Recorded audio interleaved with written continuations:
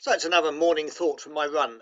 This morning, when I went running for this picture, it was pouring with rain, so it's not such a clear picture. The other day I showed you the statue of William Tyndale. I wonder if anyone knows who this person is. He's there in the Victoria Embankment Gardens, being adored by a muse who may be music. It's something to do with music.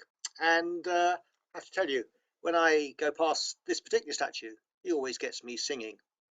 When I was a lad I served a term as office boy at an attorney's firm. I cleaned the windows and I swept the floor, and I polished up the handle of the big front door. He polished up the handle of the big front door. I polished up the handle so carefully that now I am the ruler of the Queen's Navy. Yeah, that song sung by me, the tune was by this man, Arthur Sullivan, one half of Gilbert and Sullivan. It's a pretty wet day today, but you can see this statue. It's slightly controversial because it's a little bit risque. His adoring public showing their devotion to Arthur Sullivan.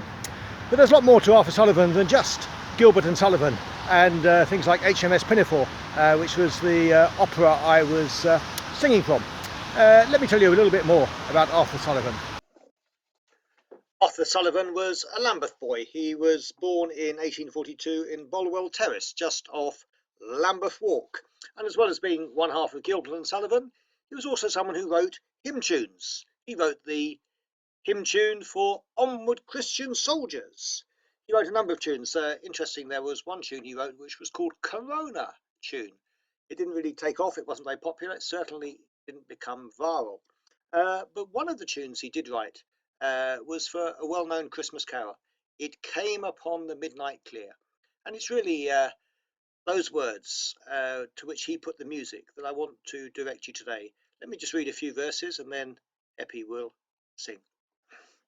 So it's a carol about stopping to listen to the message of the angels. And one verse says, O ye beneath life's crushing load, whose forms are bending low, who toil along the climbing way, with painful steps and slow, look now, for glad and golden hours come swiftly on the wings. O rest beside the weary road, and hear the angels sing.